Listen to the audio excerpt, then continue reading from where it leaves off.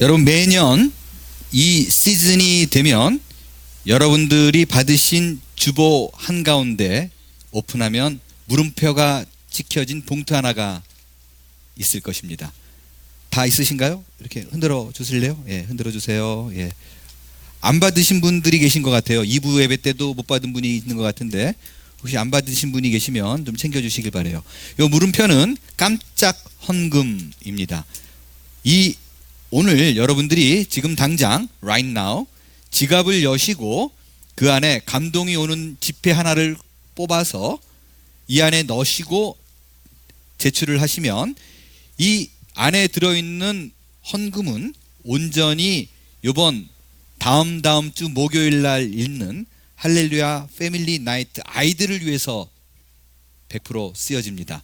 여러분이 넣는 액수에 따라 아이들의 상품이 달라지고 아이들의 게임이 달라지고 아이들이 먹는 간식이 달라집니다. 그래서 여러분들 아까워하지 마시고요. 그날 모두 다 할로윈 데이라 귀신들의 노름에 취해 있을 때 우리 아이들은 그래도 주회전에 나와서 교사들과 함께 또 부모들과 함께 즐거운 시간을 보낼 때 적극 여러분들이 동참해 주셔서 아이들 기억에 남을 수 있는 복된 시간이 될 수 있게 되기를 바랍니다. 지금 요 헌금 나눠드릴 때 계산하지 마시고 주일헌금과 또 구분하셔서 함께 또 넣는 건 아니에요. 그래서 주일헌금과 구분하셔서 물음표가 적혀 있는 그 봉투를 사용해 주시길 바랍니다. 깜빡 잊고 지폐를 안 갖고 왔다 이런 분이 있으면 거기 파란색 블루 거기 셀교회 거기 뒤편에다가 얼마 이렇게 써주셔 넣어주시면 이름을 써서 넣어주시면 지구 끝까지 쫓아가서 그것을 또 저희가 받도록 하겠습니다. 그래서 우리 주일학교 아이들이 즐거운 시간을 보낼 수 있도록 여러분들 동참해 주시기를 바랍니다. 헌금이 돌고 있는 동안에 또 내신 분들은 또 제가 기도할 때 함께 동참해 주시기 바랍니다. 헌금은 계속 돌리시고요. 내신 분들은 함께 기도에 동참해 주시기 바랍니다. 기도할게요. 주님 고맙습니다. 또 우리 아이들을 위해서 저희들이 깜짝 헌금을 걷습니다. 물음표가 찍혀 있는 대로 주의 베푸신 은혜가 저희가 알 수가 없습니다. 이 끊임없는 주의 공급과 섭리와 또 놀라운 은혜가 우리 아이들에게 알게 해주시고 저희들이 성의껏 낸 그 정성으로 인해 우리 아이들로 하여금 즐거움이 갖는 복된 시간 되게 해 주옵소서. 예수님의 이름으로 기도합니다. 아멘.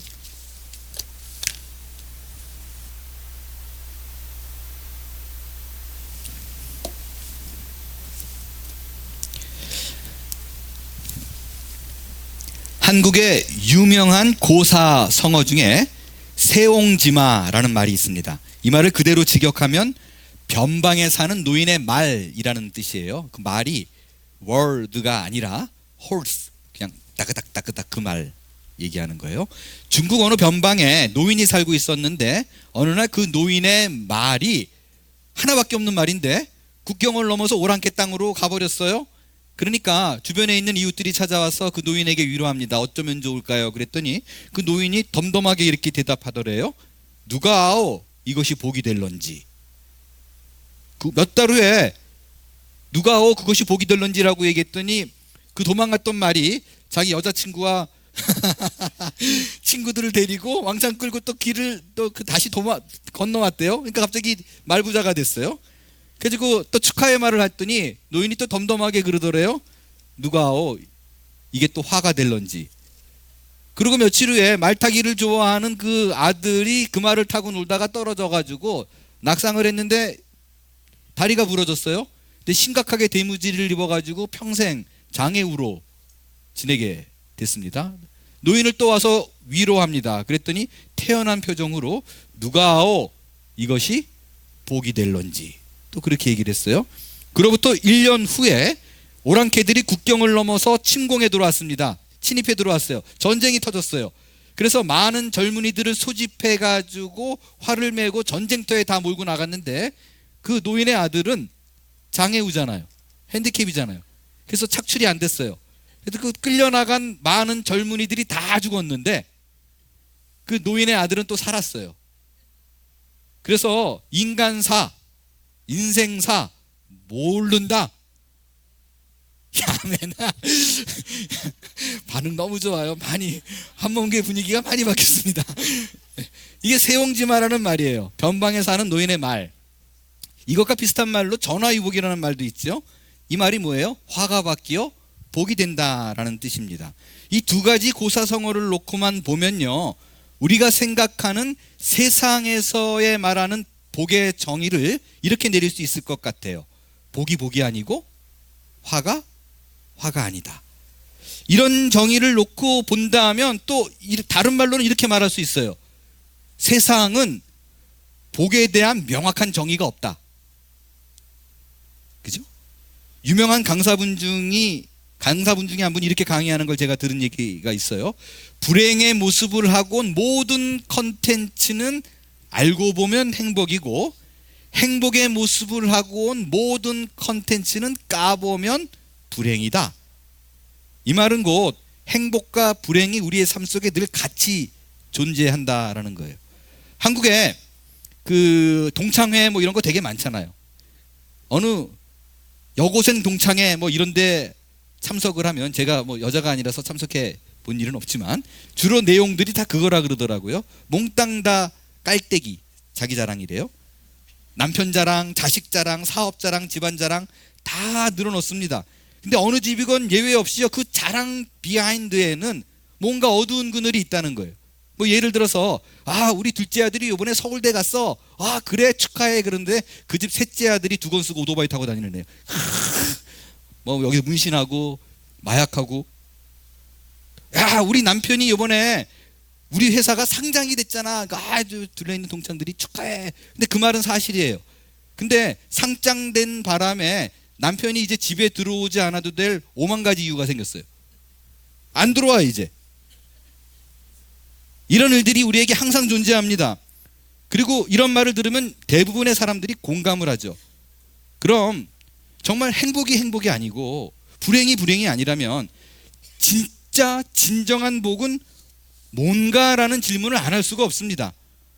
오늘부터 성경에서 말하는 복의 의미, 그리고 그 복에 대한 우리의 삶의 가치, 기준, 오늘부터 9주 동안 그 얘기를 다루도록 하겠습니다. 유명한 팔복이에요. 이 팔복을 한 절 한 절 공부해 감에 따라 하나님께서 우리가 살아가야 되면서, 이 땅을 살아나가야 되면서 허락하신 복이 무엇인가, 그걸 어떻게 누리며 살 수 있는가, 세 가지로 오늘 여러분과 나누도록 하겠습니다. 마태복음 4장 17절, 16절, 17절을 읽겠습니다. 시작. 흑암에 앉은 백성이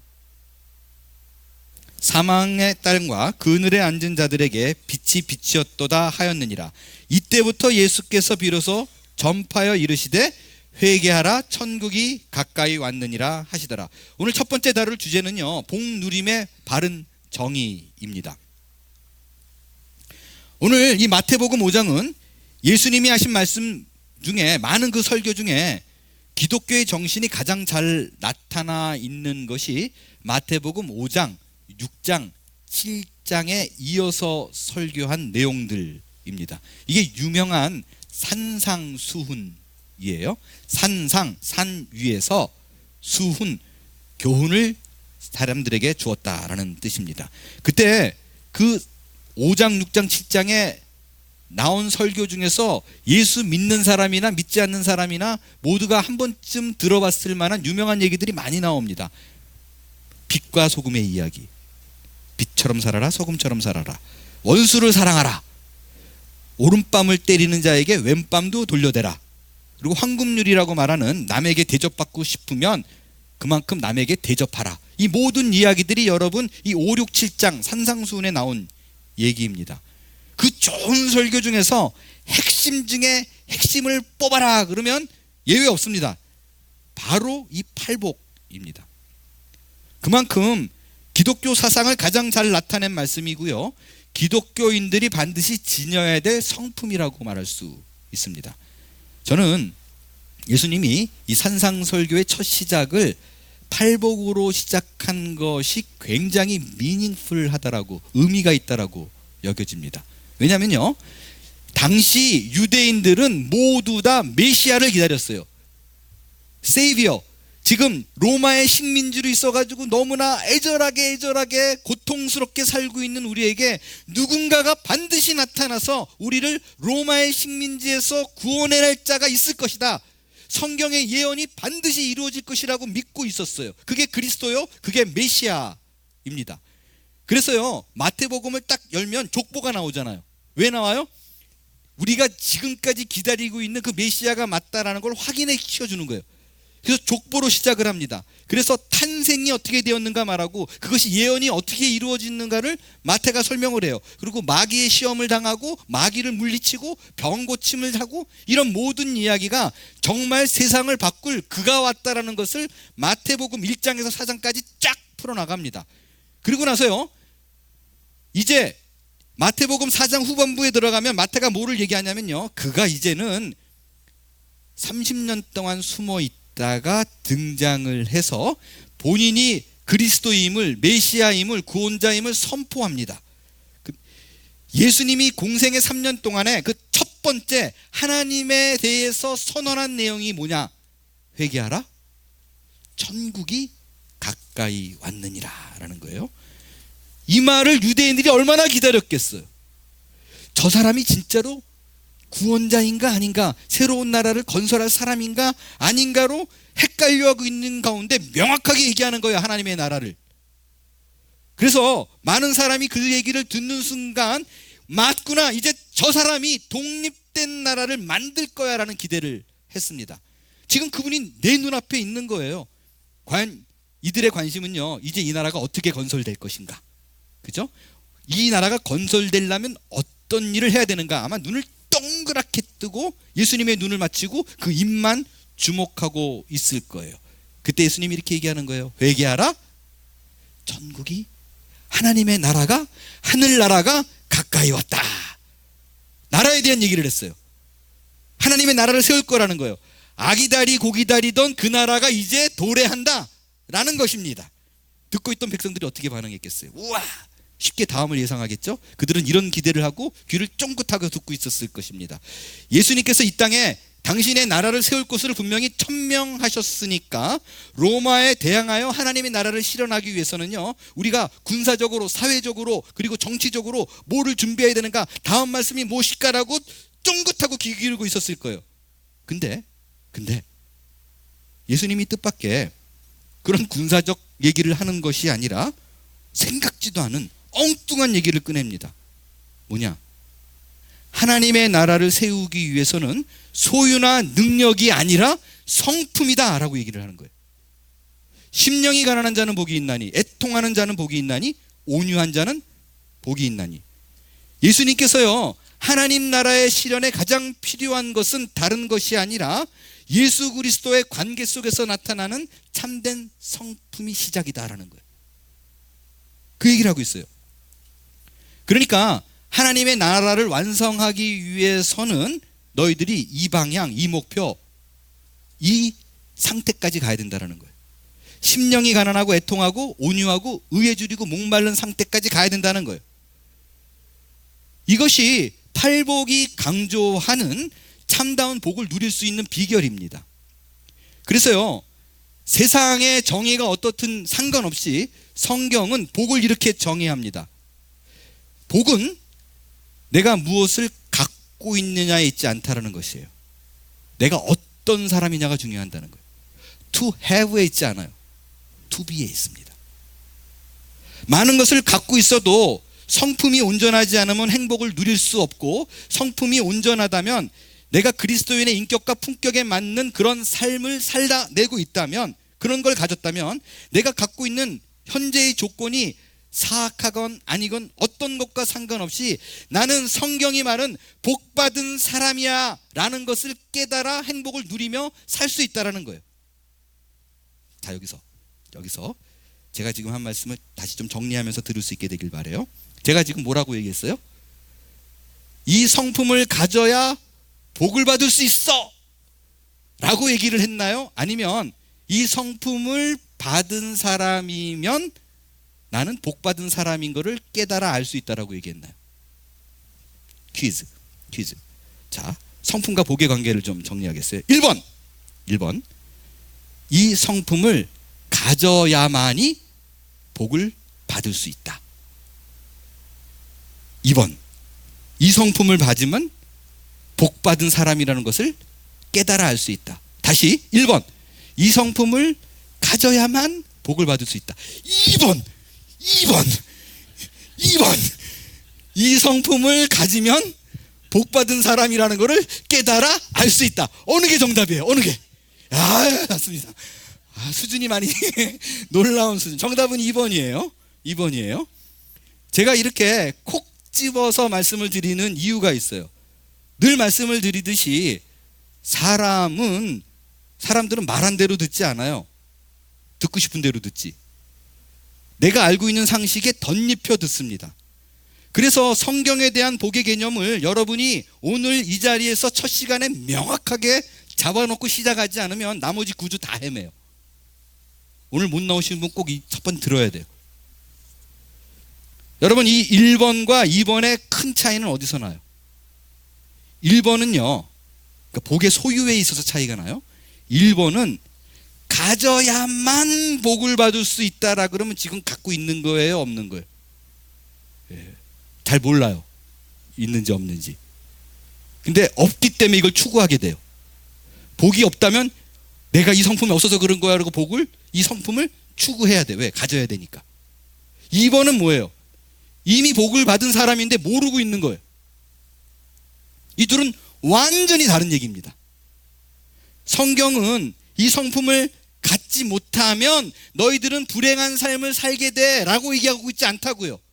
이 성품이 있을 때야만이 비로소 내가 이미 복을 받은 사람이었구나 라고 깨달아서 나머지 삶을 행복하게 갈 수 있다는 거예요. 이 차이를 이해하시겠죠? 여러분, 이게 복음이에요. 복음은 하나님께서 택한 그 자녀는요, 무슨 행위로 인해서 복을 받는 게 아니에요.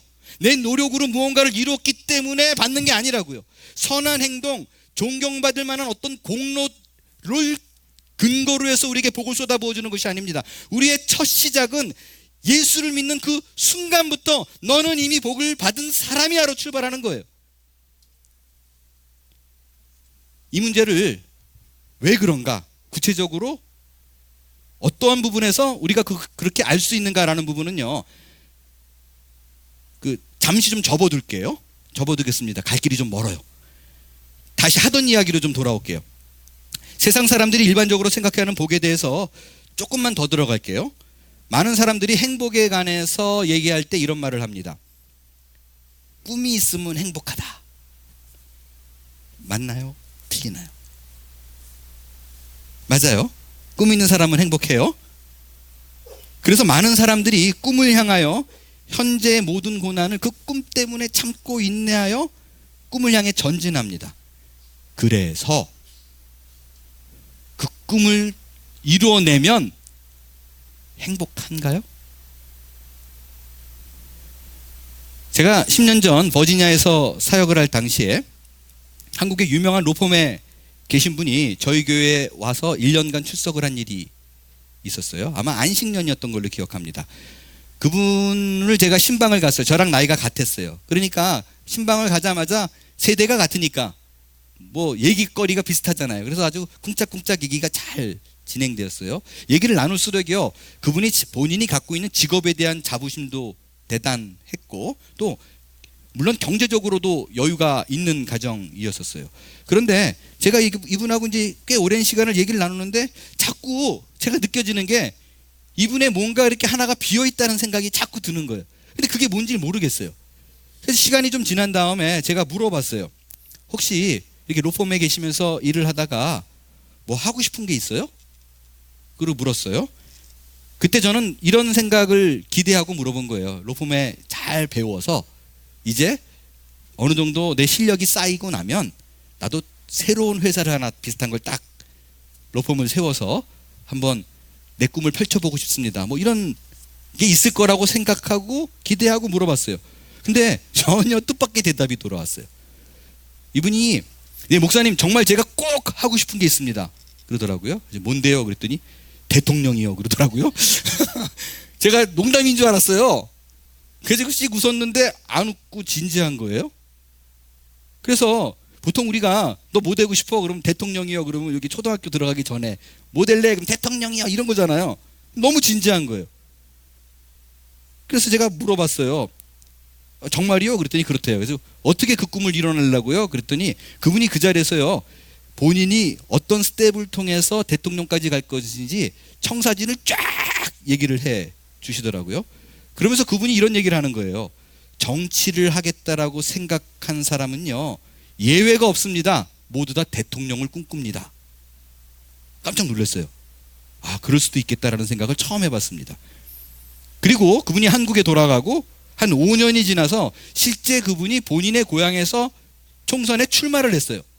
그리고 19대 국회의원에 당선됐어요. 그래서 지금도 현재 그 의원이에요. 2선. 의정활동하고 있어요.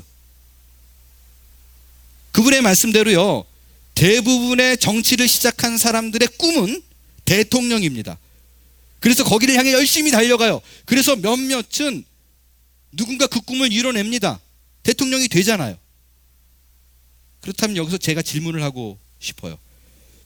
지금 한국에 있는 대통령도 그 꿈을 이룬 사람입니다. 그 꿈을 이룬 현 한국 대통령이 지금 행복할까요? 매일 밤 자면서 우와, 대통령 하길 정말 잘했다 이럴까요? 모르죠. 뭐 저희 개인적인 부분이라 알 수가 없지만 아마 아닐 것 같아요. 극단적으로 표현하면 지금 대한민국 5천만 국민 중에 가장 골치 아픈 사람 중에 하나가 아닐까요? 이건요, 한국만 그런 거 아니에요. 미국 대통령도 마찬가지예요. 미국의 트루먼 대통령이, 이거 유명한 일화예요. 이제 아이젠하워가 하워가 대통령이 당선됐어요. 막 너무 좋아하잖아요. 지나가면서 뭐라 그랬는 줄 알아요? 귀에다 대고 아마 엄청 실망할걸? 그러고 지나갔어요. 이게 유명한 얘기예요. 마음대로 안 돼요. 여러분, 제가 지금 현 대통령의 정치적인 역량과 뭐 정치적 성향에 시비를 거는 거 아닙니다. 단지 이 얘기를 하고 싶어요. 꿈을 향해 나간 사람이 그 꿈을 이룬 후에 정말 행복하더냐라는 거예요. 그 꿈을 이뤘을 적에 그 기쁨이 평생 나머지 삶을 끌고 가더냐라는 거예요. 그 꿈을 이루어도 행복하지 않으니까, 채워지지 않는 갈등이 있으니까 또 유행하는 단어가 하나 만들어졌어요. 고도원 씨가 얘기한 꿈 넘어 꿈. 꿈을 이룬 사람이 행복하지 않는 이유는요, 너무 빨리 이뤄버리면 나머지 생이 길잖아요. 그러니까 꿈만 생각했지 꿈 넘어 꿈을 계획하지 않아서 그렇다. 그래서 꿈만 아니라 꿈 넘어 꿈을 갖고 있어야 사람이 행복하다라는 거예요. 그래서 이런 말도 만들어놨어요. 꿈을 가지면 행복해지고 꿈 넘어 꿈을 가지면 위대해진다. 슬로건이에요. 그래서 꿈 넘어 꿈을 외칩니다. 아니, 그러면 이제 꿈 넘어 꿈을 이룬 사람은 어떻게 해야 되냐고요. 그 다음에는 꿈 넘어 그 꿈, 이것도 해야 돼요? 여러분 잘 들으세요. 꿈은 인생을 행복하게 만들지 않습니다. 속지 마세요. 오해하지 마세요. 꿈은 단지 우리를 보람되게 만들 뿐이에요. 진정한 행복은 내 인생의 꿈을 이루느냐 이루지 못하느냐에 있지 않습니다. 진정한 행복은 내 삶을 내가 어떻게 해석할 수 있느냐라는 그 성품에서 찾을 수 있어요. 여러분, 그렇기 때문에 꿈을 이뤄낸 사람보다요, 꿈을 향해 달려가는 사람이 훨씬 행복합니다. 왜냐하면 꿈을 이루면요, 이미 그 꿈이 내 소유가 돼요. 소유는 사람을 행복하게 만들지 않습니다. 반면에 꿈을 달려가는 그 마음은 성품의 관계가 있어요. 꿈을 위해서 인내하죠. 꿈을 위해서 스스로에게 충성하고, 꿈을 위하여 성실하고, 꿈을 위해 절제하기 때문에 꿈을 향해 달려가는 그 발걸음이 이뤄낸 사람보다도 훨씬 더 즐거워하고 기뻐할 수 있습니다. 여러분, 제가 기대하기는요, 앞으로 9주간 이 팔복을 통해서 신자가 갖는 참된 복의 정의를 매일매일 매주 추적해 나갈 거예요. 이 9주간의 강해를 통해서 성경이 말하는 행복과 복에 대한 바른 정의를 여러분이 다 갖게 될 수 있게 되길 바랍니다. 여러분이 행복에 대한 정의가 왜 중요하냐면요, 행복에 대한 정의가 잘못돼 있으면 내가 열심히 노력해서 그거를 이뤄도 행복하지 않아요. 왜? 잘못된 거니까.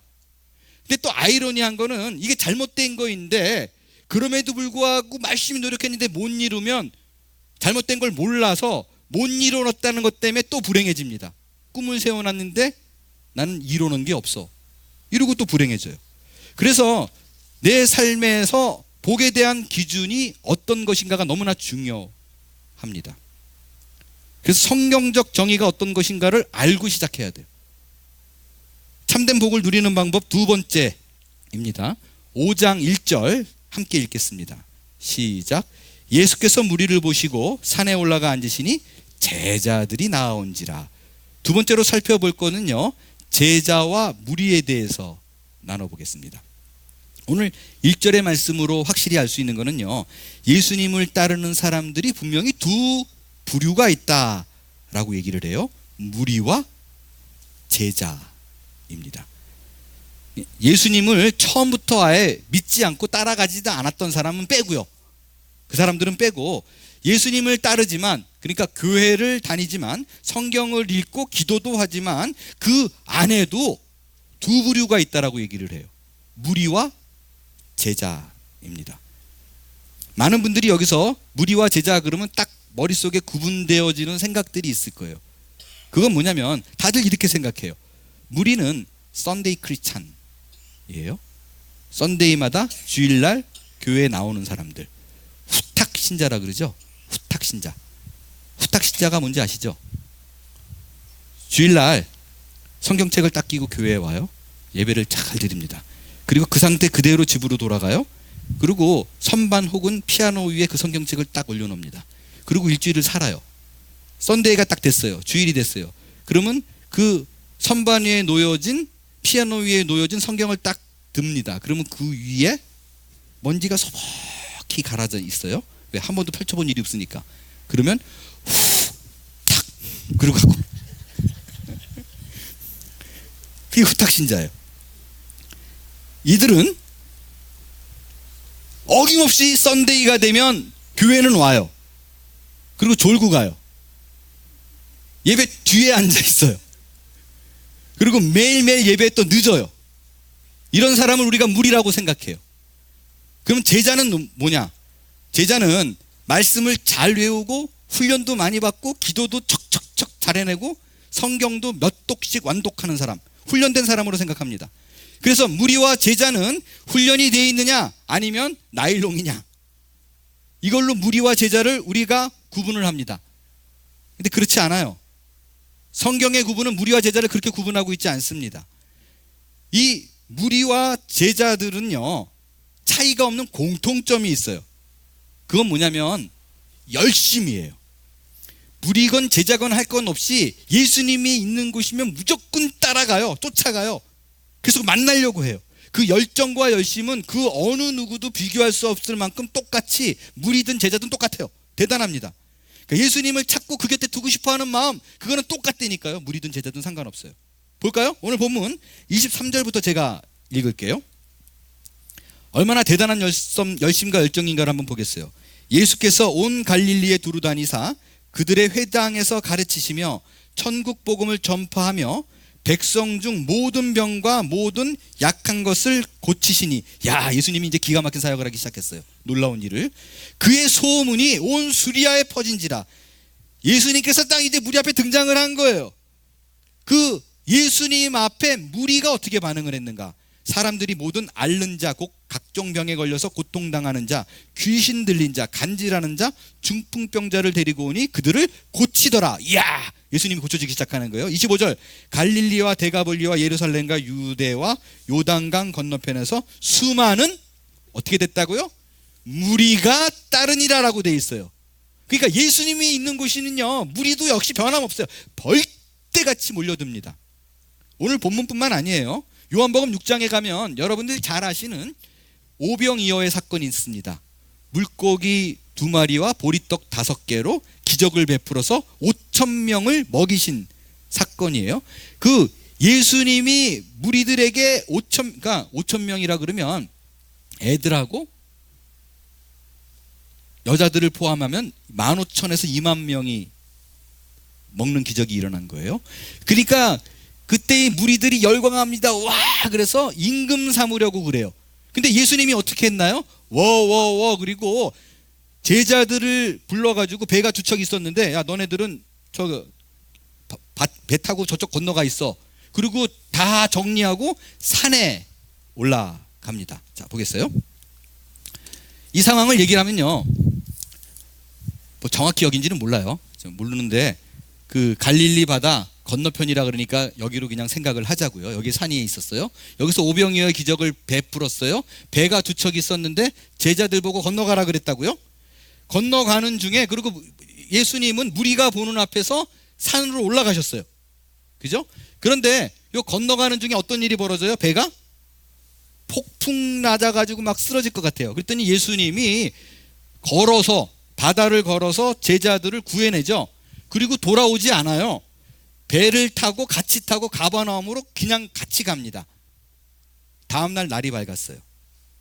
사람들은 예수님을 만나기 위해서 이쪽으로 왔을까요? 이쪽으로 왔을까요?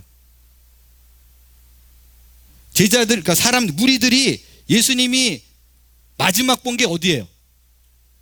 예, 이 산이잖아요. 그러니까 이 산으로 벌떼같이 또 막 몰려들었어요. 그리고 살펴보니까 배가 두 척 중에 한 대가 없어요. 그럼 한 대는 제자들이 타고 가는 걸 봤잖아요. 그럼 한 대가 있다라는 건 뭐냐? 예수님이 여기에 있다라고 생각하는 거예요. 그래서 이 산을요 막 쥐잡듯이 뒤집니다. 예수님 어딨냐고. 근데 예수님이 안 보여요. 그럼 포기해야 되잖아요.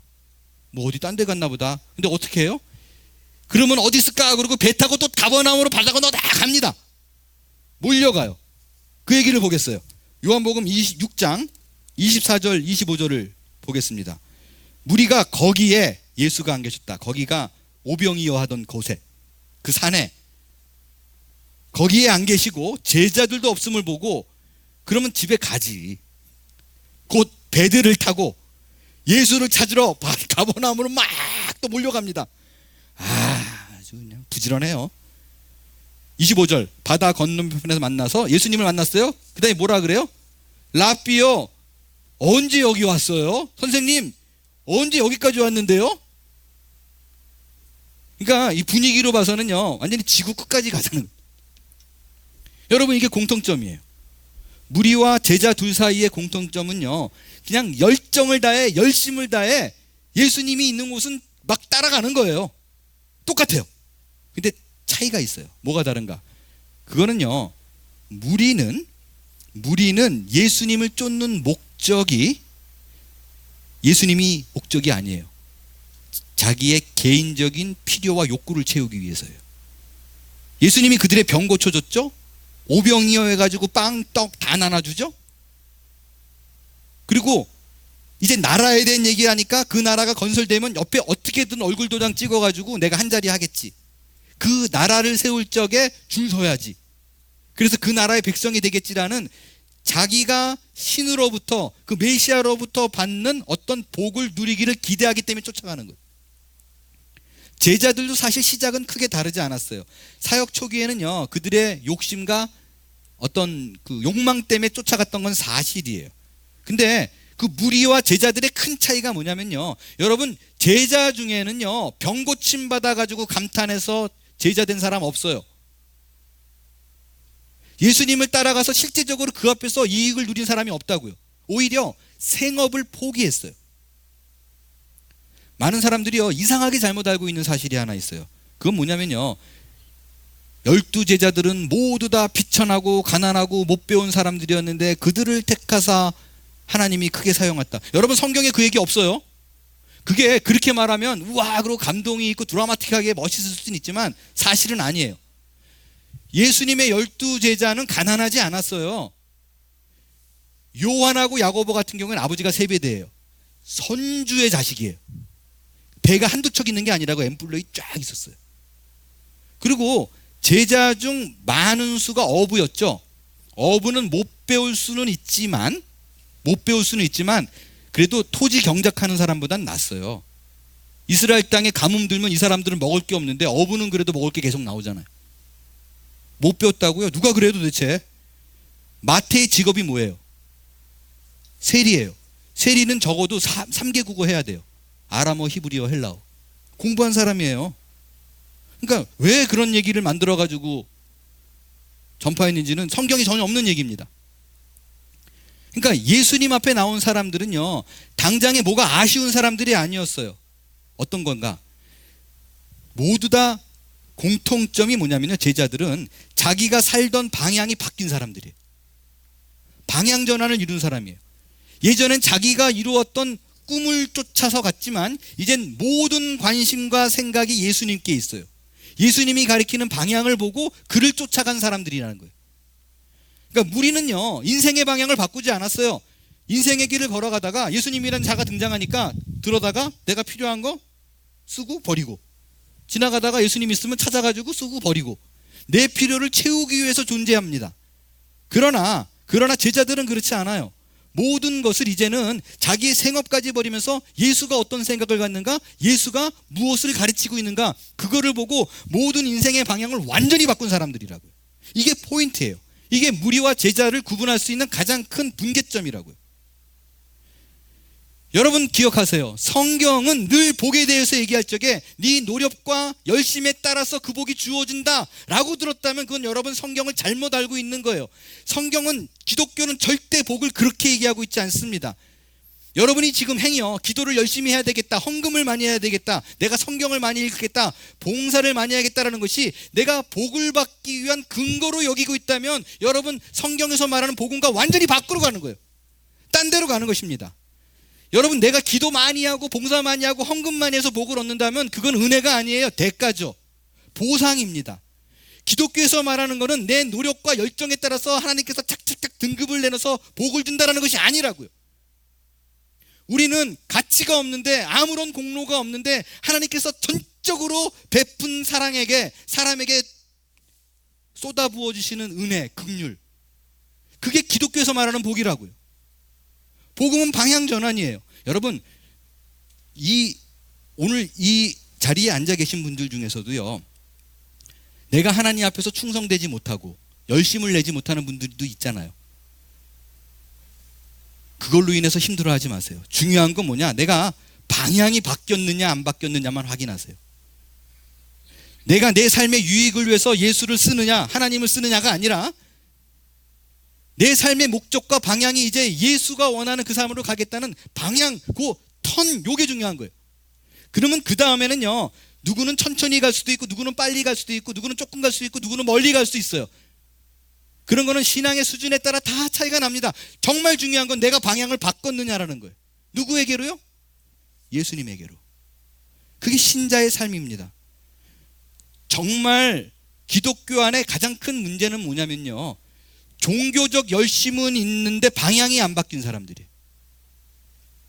내가 새벽 예배 드리고 철야 기도를 하고 매년 성경을 2-3번씩 완독하고 금식하고 헌금도 누구보다도 많이 내고 있는데, 내가 생각한 복의 정의는 내가 필요한 거를 채우는 거예요. 그래서 내가 이 열심을 내는 거예요. 100% 실망합니다. 100% 실망합니다. 왜? 성경에서 말하는 복은 그게 아니기 때문에 그래요. 성경은요, 우리가 생각하는 복과 큰 차이를 두고 있어요. 아이러니하게 우리에게 그런 걸 요구하시죠. 기도 많이 하고 봉사 많이 하고 또 우리가 주 앞에 물질을 드리고 이런 것도 요구하세요. 그러나 그 모든 것이 아이러니하게 그래서 내가 세상적으로 부유하게 됐다가 아닙니다. 거꾸로 가요. 어떻게 가요? 우리가 받는 복이 가난한 마음이래요. 그거를 열심히 하면 애통하는 마음이 생긴대요. 내가 그 길을 따라가다 보면 오히려 의에 줄이고 목마른 자가 된다는 거예요. 그거를 성경은 복이라고 얘기하고 있습니다.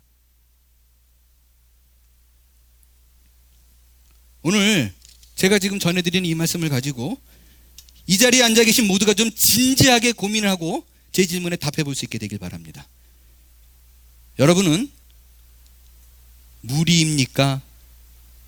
아니면 제자입니까?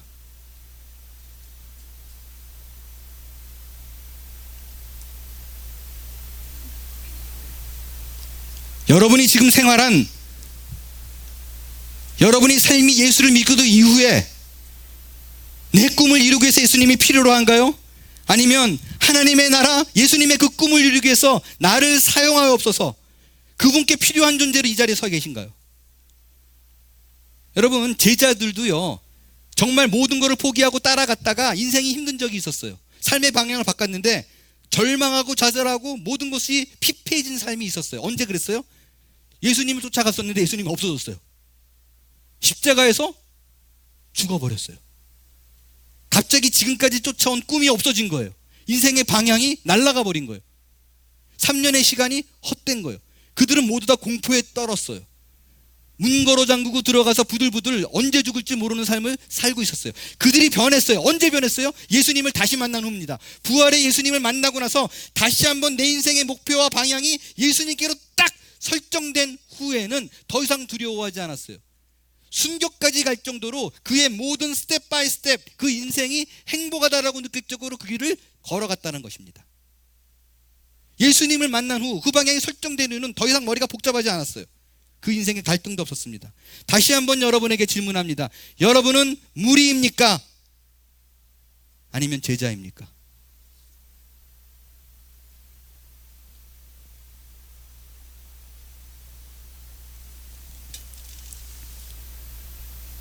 여러분은 내 인생의 방향을 어디로 설정하고 있어요? 예수님을 그냥 단지 내 인생의 한 부분으로 달고 있지 않나요? 마치 스마트폰처럼. 필요할 때 꺼내 쓰고 필요한 정보 다 얻으면 집어치고.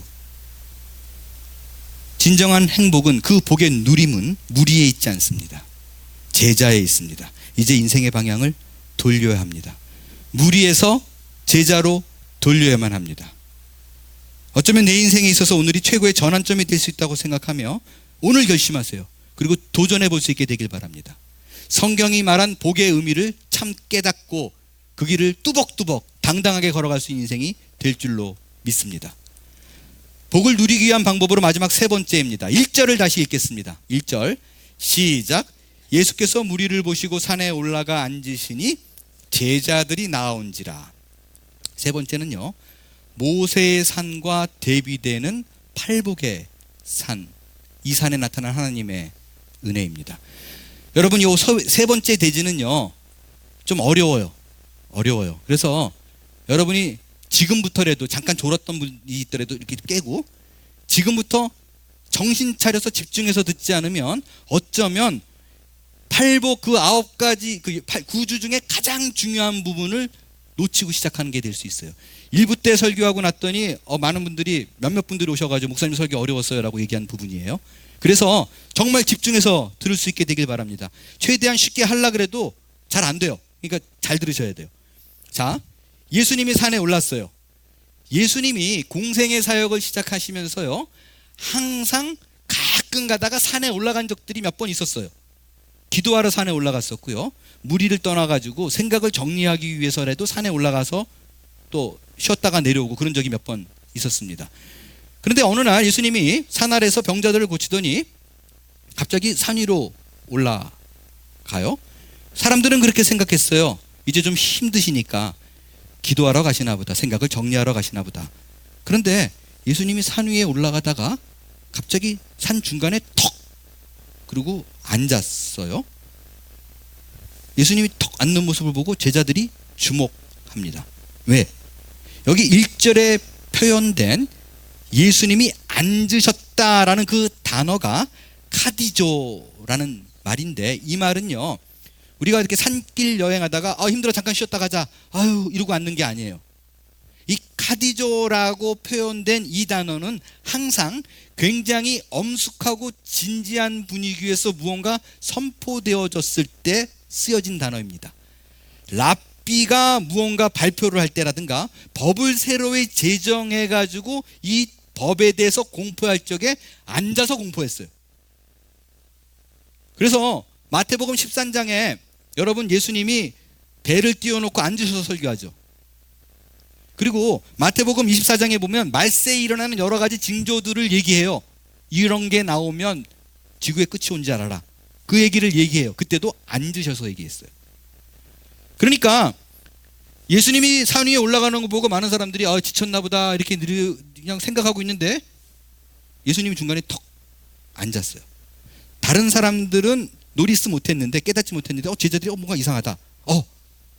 뭔가 할 얘기가 있는가 보다, 중요한 얘기가 선포되나 보다 라고 생각하고요.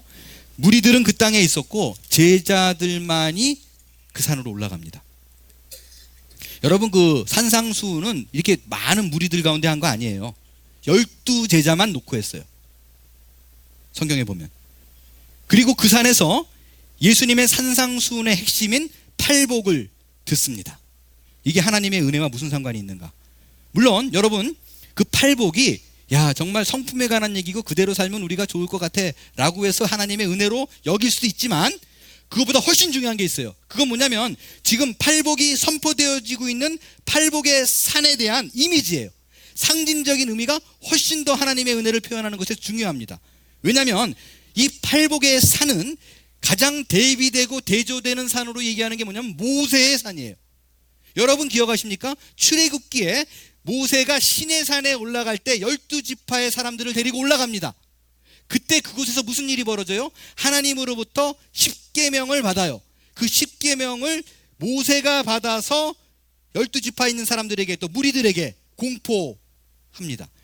여러분 알지만 그때의 십계명은, 레위기에 표현된 모든 율법은요, 인간을 족쇄에 거는 거였었어요. 힘들게 하는 거였어요. 무거운 짐이었었어요. 율법을 생각하면 무섭고 절망케 하고 좌절케 만드는 것이 모세로부터 선포되어진 하나님의 계명이었어요. 그런데 이제 신약에 들어와서 하나님이신 그분이 인간의 몸을 입고 이 땅에 내려오셔서 12제자만을 이끌고 팔복의 산에 서서 세 계명을 선포합니다. 그 세 계명의 내용이 뭐예요? 예전에 나를 얽어맸고 힘들게 하고 좌절케 만들었던, 족쇄로 묶어놨던 모세의 율법과는 완전히 다른 하나님의 은혜와 사랑에 대한 선포입니다. 더 놀라운 거는요, 제자들은 지금 놀라운 계명이 선포가 되어지고 역사가 바뀌고 세상이 바뀌고 새 시대가 오는 그 놀라운 현장, 그 시점에 딱 서 있는데도 불구하고 모르고 그냥 앉아 있는 거예요. 알고 앉아 있었겠어요? 무슨 말 하려나 보지? 이러고 가서 앉아 있었지. 그들은요, 그 자리에 앉아 있는 그 순간에도요, 큰 은혜를 사모한 거 아니었어요. 뭔가 중요한 얘기가 있나 보다라고 생각했던 거지. 그럼에도 불구하고 예수님 앞에 나와 있다라는 그 사실 하나만으로도 그 큰 은혜를 누리게 됩니다. 여러분, 모세 시대를 생각해 보겠어요. 시내산에 올라가면 그 당시에 모든 사람들이 내가 그 산에 올라가면 죽는다고 생각했어요. 하나님을 만나면 죽는다고 생각했어요. 출애굽기 20장 19절에 보면 뭐라고까지 얘기하느냐, 모세가 야 저기 산에 올라가자, 하나님 만나러 가자 그랬더니 뭐라 그러냐면 백성들이 노! 당신이 혼자 올라가세요. 내가 죽으려고 거기 올라가요? 그러니까 당신이 하나님 만나서 하나님이 무슨 말씀하나 얘기 듣고 나한테 와가지고 우리에게 전해줘요. 절대로 안 올라가요. 하나님이 우리에게 말씀하시지 말게 하소서, 우리가 죽을까 하나이다. 이게 당시에 시내산의 분위기고, 당시 구약에 갖고 있었던 산에 올라가면 하나님을 만난다라면 죽는다라는 개념이었습니다. 그래서 모세가 십계명 받아가지고 그들에게 직접 얘기하잖아요. 모세가 누구를 상징하나요? 모세가 누구의 그림자예요? 예수님의 그림자예요. 모세가 하나님의 말씀을 대변해서 하나님의 계명을 선포했습니다. 근데 그 그림자의 실체가 되는 예수님이 그 땅에 오셔서 모세의 산과 대비되어지는 팔복의 산에 올라가서 하나님의 말씀을 제자들에게 전해줍니다. 12지파에게 모세가 전해듣지 12제자에게 전해줘요. 근데 여기 너무 중요한 게 있어요. 예전에는요, 모세 시대에는요, 일반 사람들이 그 땅을 밟지 못했다고요. 밟으면 죽었어요. 그 산에 오르는 자는 다 죽어나갔어요. 출애굽기 19장 12절에 보면 너는 백성을 위하여 주위에 경계를 정하고 이르기를 너희는 삼가 산에 오르거나 그 경계를 침범하지 말지니 그 산을 침범하는 자는 반드시 어떻게 된다고요? 죽임을 당한다라고 얘기했어요. 그런데 지금은 이 산에 누가 올라 있어요? 12제자들이 올라 있습니다. 공포에 떨었고 절대 근접할 수 없는 하나님의 존전 앞에 일반 12제자가 아무것도 아닌 제사장도 아니에요. 그 위에 턱 올라가서 하나님의 계명을 듣고 있습니다. 누구 때문에요? 누구와 함께 있어서? 예수님 때문입니다. 이게 모세의 산과 가장 대비되어지는 팔복의 산에서 벌어지고 있는 일이라고요. 예전에는 계명을 들으면 죽었어요. 나를 족쇄에 묶여가지고 도대체 헤어날 수 없는 무게가 있었어요. 그러나 이제는 하나님의 말씀이 선포되어지고 은혜가 선포되어집니다. 땅에 있는 백성들은 죽을 것 같은데 그 죽음과 하나님의 은혜 그 딱 중간에 십자가가 있는 거예요. 예수님이 그 가운데 딱 서 계셔서 하나님이 말씀이 선포되어지는 것이 이제는 모두가 이 땅에 와도 좋다는 것입니다. 이 산에 다 오를 수 있고 하나님을 직접 대면할 수 있다라고 선포되어지는 그 장면, 그게 바로 팔복의 산에서 선포되어지고 있는 현장이에요. 신의 산으로 상징되어는 율법의 저주와 팔복으로 선포되어진 하나님의 은혜, 그 가운데 예수가 있다라는 것입니다. 그 예수 그리스도 때문에 죽을까봐 두려워했던 하나님의 진노와 율법의 저주에서 노임받게 된 것이라고요. 그게 바로 산상수훈 팔복의 서막입니다. 팔복은요, 그래서 여러분 잘 들으셔야 돼요. 8가지 복을 이대로 살면 복을 받는다가 아니라고요. 여러분이 지금까지 그렇게 알고 있다라면 지금 방금 말한 예수 그리스도 십자가의 의미를 완전히 무색해 하는 거예요. 팔복은 예수 믿는 사람에게 이렇게 살아라 그러면 복 받는다라는 행동 강령, 윤리 강령으로 주어진 게 아닙니다. 이 팔복은요, 예수 그리스도로 말미암아 성취된 율법의 완성이 얼마나 사랑으로 우리에게 뒤덮음이 있는지를 표현된 장이에요. 그 은혜의 시작임을 선포되어지는 장소라고요. 근데 그 은혜를 선포하면서 이걸 지키라고 얘기하겠어요? 그렇지 않습니다. 팔복은 하나님께서 우리를 향해 강권하신 사랑의 표현이고 그로 말미암아 끌고 가시는 이 모습 이대로 만들겠다는 하나님의 의지가 표현된 장이라고요. 이 하나님의 놀라운 은혜는 오늘을 사는 우리에게도 이어집니다. 근데 재밌는 거는요, 지금 이 팔복이 선포되었을 때 그 땅에 앉아 있었던, 그 바로 앞에 앉아 있었던 12명의 제자들이 이렇게 정말 놀라운 일인가를 알고 있었을까요? 몰랐을까요? 몰랐어요. 100% 몰랐어요. 아니 100만% 몰랐어요. 모르고 앉아 있어요. 그냥 아무 생각 없이 앉아 있는 거예요. 무슨 말을 하시려나? 좋은 얘기 하겠지. 그런데 그들의 생각과 노력과 의지라는 아무 상관이 없어요. 그냥 하나님께서요, 그들이 어떤 생각을 갖고 있든지 어떤 행동을 하든지 상관없이 일방적으로 8가지의 복을 선포하시면서 그들은 내 것이다라고 선언하고 있다라는 것입니다. 그들은요, 그냥 앉아 있는 거예요. 이 팔복의 선언이 큰 사랑인지도 모르고 우리를 위해서 예수님께서 엄청난 십자가의 대가를 치러낸 사실이라는 것도 모르고 그냥 앉아 있는 거라고. 때가 돼서, 시간이 돼서 그냥 이 앞에 앉아 있는 거예요. 그것과 상관없이 하나님께서는 오늘도 이 자리에서 우리에게 강력하게 선포되고 있는 것입니다. 너에게 쏟아지는 그 은혜가 얼마나 대단한 줄 아니? 팔복의 은혜를 기억하렴.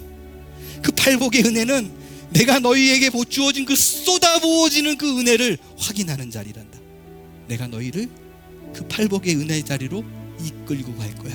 그 놀라움이 선포되어지는 자리, 내게 눌려있는 내가 무언가를 해내야 복을 받는다는 그 강박관념에서 벗어나는 자리, 그게 바로 팔복의 현장이라고요. 오늘 이 자리에 앉아있는 여러분 동일하지 않습니까? 오늘 이 자리에 나오면서 누군가가 오늘 내가 주의 은혜를 사모하면서 하나님께서 나에게 어떤 말을 주실까, 그거를 막 기대하고 뜬 마음으로 기뻐하며 온 분이 물론 계시겠죠. 얼마나 될까요?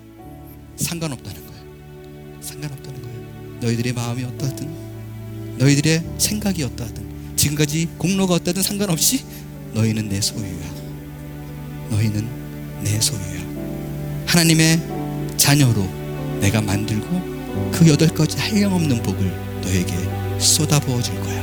그 선포가 오늘 그 8가지 복의 서막인 것입니다.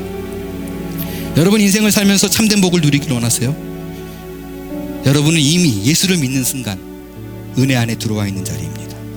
이미 복을 받은 사람이에요. 그것이 하나님이 여러분을 향해 준비해 놓은 복 누림의 시작이 될 것입니다. 이제 하나님께서 주시는 팔복의 아름다움과 그 누림이 한몸교회에서 시작이 되었습니다. 그 누림에 빠지지 말고 매주 동참할 수 있게 되길 바랍니다. 여러분이 여러분을 포기할지라도 여러분을 포기하지 않으시는 하나님, 여러분을 품에 잡고 안으시고 놓지 않으시는 그 하나님, 그 사랑의 품 안에 있다는 그 사실 하나만으로 우리는 이미 복을 받은 인생이라는 것을 가슴에 두고 살 수 있다면 이미 이 8가지 복의 누림이 오늘부터 모두에게 시작이 될 줄로 믿습니다. 일어나 찬양 드리겠어요.